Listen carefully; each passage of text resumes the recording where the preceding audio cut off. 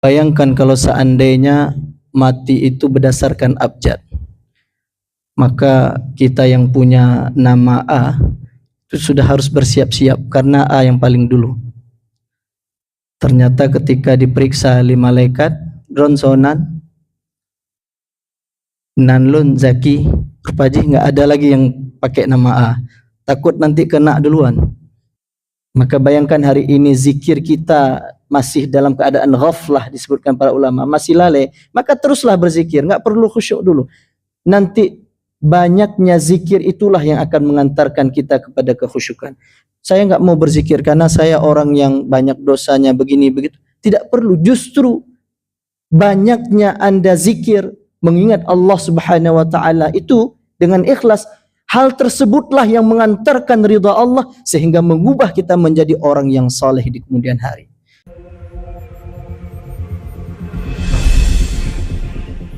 Assalamualaikum warahmatullahi wabarakatuh.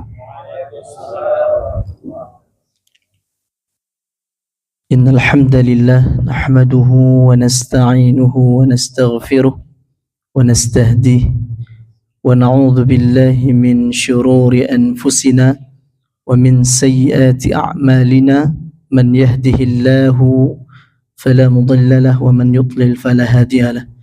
Asyhadu an la ilaha illallah wahdahu la syarika lah wa asyhadu anna Muhammadan 'abduhu wa rasuluh la nabiyya wa la rasula ba'dah.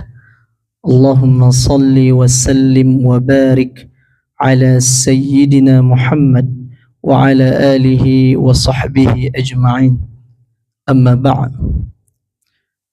Segala puji bagi Allah yang hingga detik ini masih memberikan kepada kita nikmat iman, nikmat Islam, juga nikmat sehat. Karena tanpa 3 nikmat itu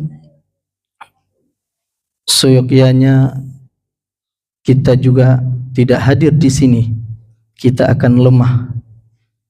Bayangkan betapa banyak orang yang rela menghabiskan hartanya hanya untuk menggapai nikmat sehat, belum lagi nikmat iman ataupun nikmat Islam. Ketika kita hendak meninggalkan dunia ini, rasa-rasanya segala sesuatu akan kita persembahkan untuk menyelamatkan Islam dan iman kita ketika kita menghadap Allah Subhanahu wa taala. Selawat dan salam kepada Rasulullah sallallahu alaihi wasallam, kepada keluarga dan sahabat beliau sekalian, yang dimana dengan perjuangannya kita bisa merasakan bagaimana indahnya beragama Islam. Meskipun hari-hari ini mungkin kita masih kurang berselawat kepada Rasulullah sallallahu alaihi wasallam, kita mungkin terlupa untuk berselawat, teringat selawat mungkin hanya ketika sholat. Tentu padahal ada hari-hari lain yang memiliki keutamaan untuk berselawat, seperti pada hari Jumat, maka kita memperbanyak selawat kepada Rasulullah sallallahu alaihi wasallam. Karena ketika nanti kita di akhirat, kita mungkin tidak mampu menghadirkan amal yang terbaik kita. Tapi untuk tembus melewati pemeriksaan demi pemeriksaan yang akan dilakukan nanti, maka alangkah bahagianya ketika kita punya orang dalam, sehingga pemeriksaan kita pun itu mudah. Itulah Nabi sallallahu alaihi wasallam, salah seorang yang nantinya mampu dengan syafaatnya melobi Allah Subhanahu wa taala untuk memasukkan kita ke dalam syurganya dengan izin Allah Subhanahu wa taala. Sidang salat zuhur yang dirahmati Allah, yang kami hormati Ketua BKM, pimpinan Kesbangpol beserta seluruh pengurus, dan seluruh jamaah sekalian yang telah berhadir pada kesempatan yang mulia ini. Bersyukur kita karena ternyata kematian itu tidak berdasarkan abjad.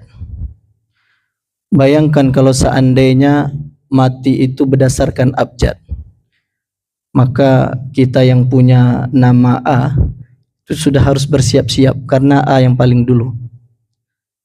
Ternyata ketika diperiksa oleh malaikat, Ronsonan, Nanlun, Zaki, Rupaji, nggak ada lagi yang pakai nama A. Takut nanti kena duluan. Yang tidak Ronsonan, Nanlun, Zuki, oh berarti drone le, karena setelah drone pumuno A, sedangkan Zuki setelah Z adalah U. Jadi kalau cok drone le. Kenapa? Supaya jangan kena berdasarkan abjad. Kalau seandainya kematian itu berdasarkan abjad, maka tidak ada nama lagi Ahmad, itu enggak ada lagi. Kabeh ubahanan mandum. Punya Zaki, Zuki atau apapun yang Z le di luar.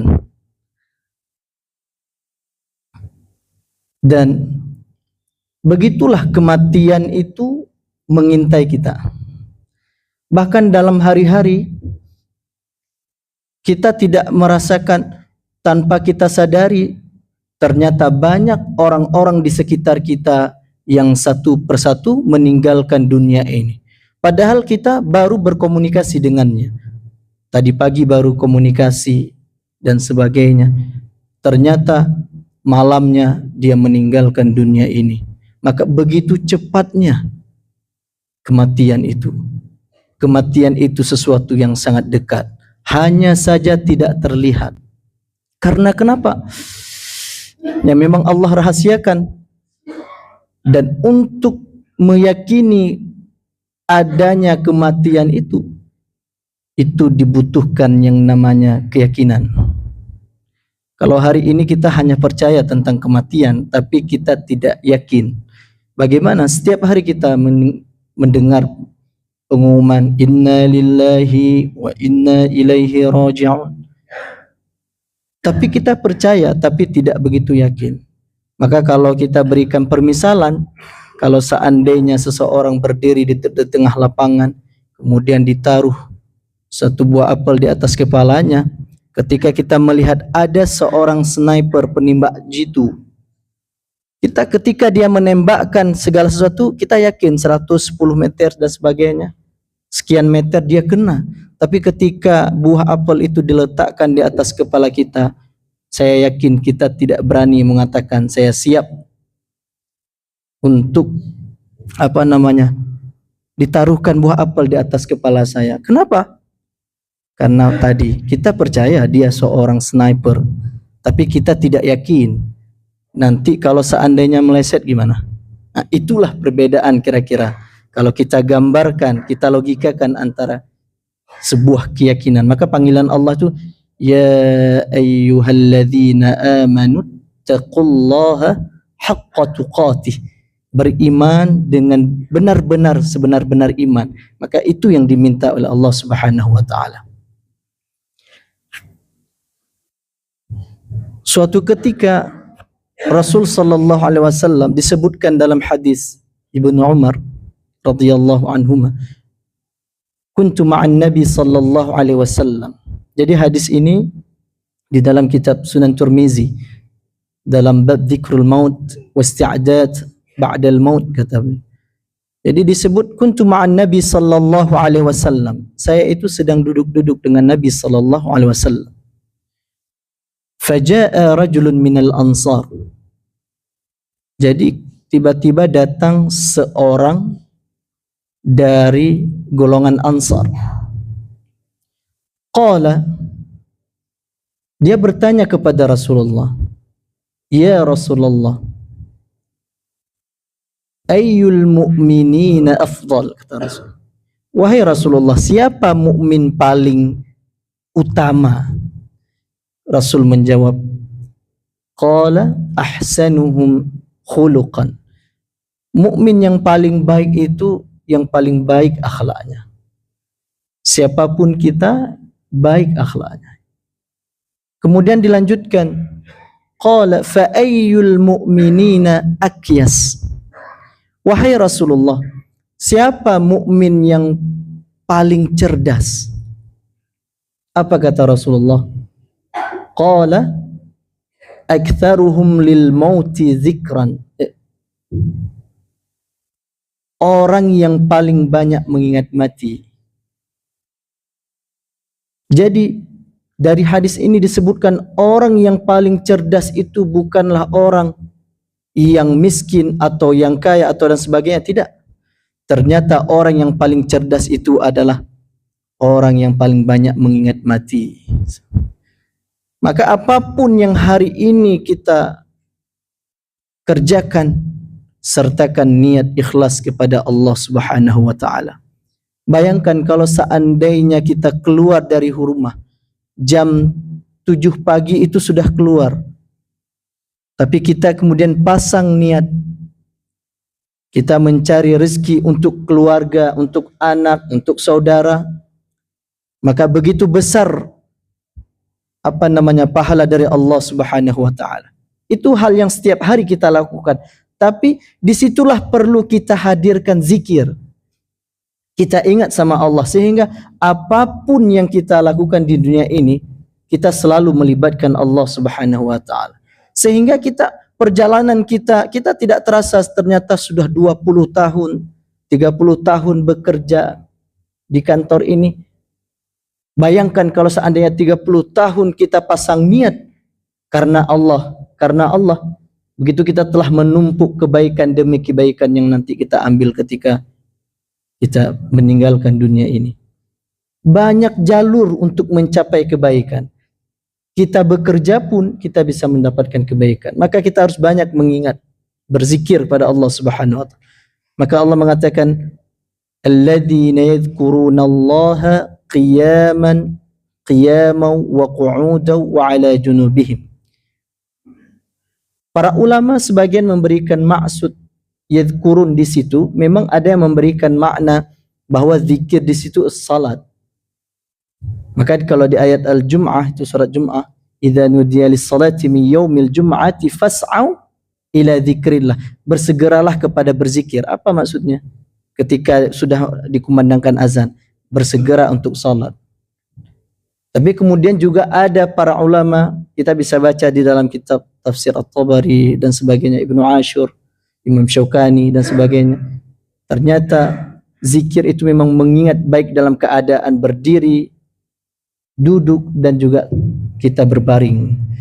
Begitu indahnya seandainya kita duduk di sela-sela kita selesai melakukan tugas kita. Kita ingat, kita mengucapkan la ilaha illallah dengan ikhlas. Enggak perlu kita harus datang ke masjid dulu untuk mengucapkan kalimat tersebut. Kita sedang berada di kantor, kita ucapkan dengan ikhlas, maka yang mengetahui antara kita dengan Allah Subhanahu wa taala. Bayangkan betapa banyak kebaikan yang kita kumpulkan. Maka untuk itu mari dengan momentum Ramadan ini itu kita harus banyak berzikir pada Allah. Zikir ini paling mudah. Kita tidak butuh, kita sedang tidur di rumah sakit pun kita masih bisa menggunakan qalbun kita untuk berzikir. Maka bayangkan hari ini zikir kita masih dalam keadaan ghaflah, disebutkan para ulama, masih lalai, maka teruslah berzikir, enggak perlu khusyuk dulu. Nanti banyaknya zikir itulah yang akan mengantarkan kita kepada kekhusyukan. Saya enggak mau berzikir karena saya orang yang banyak dosanya begini begitu. Tidak perlu, justru banyaknya Anda zikir, mengingat Allah Subhanahu wa taala itu dengan ikhlas, hal tersebutlah yang mengantarkan ridha Allah sehingga mengubah kita menjadi orang yang saleh di kemudian hari. Jadi tidak perlu menunggu kesalehan, tidak. Kita minta sama Allah melalui zikir, maka minta, berdoa kita kepada Allah. Bayangkan kita ketika berdoa, ya Allah nyoloncit le kesalahan begini begitu, lalai begini begitu. Maka kita cukup minta sama Rabb kita, dan itu yang tahu adalah antara kita dengan Allah saja. Maka begitu kita melihat ada orang yang kadang-kadang secara zahir kita hukumi, beliau cuman orang biasa, sederhana, ternyata meninggal dalam keadaan yang baik, yang dalam husnul khatimah. Kita tidak tahu amalan apa yang dilakukan oleh orang tersebut. Jangan-jangan salah satunya karena hatinya itu hidup sebagaimana mata yang hidup melihat alam ini, hatinya juga hidup syuhud melihat kebesaran Allah Subhanahu wa taala. Maka jangan putuskan la ilaha illallah, la ilaha illallah, la ilaha illallah, ucapan yang ringan di mulut tapi betul-betul bernilai, karena itu adalah salah satu kunci syurga, masuk syurga sebagaimana yang disampaikan oleh Rasulullah sallallahu alaihi wasallam. Mungkin itu saja yang dapat saya sampaikan. Lebih dan kurang saya mohon maaf. Subhanakallahumma bihamdika asyhadu an la ilaha illa anta astaghfiruka wa atubu ilaih. Assalamualaikum warahmatullahi wabarakatuh.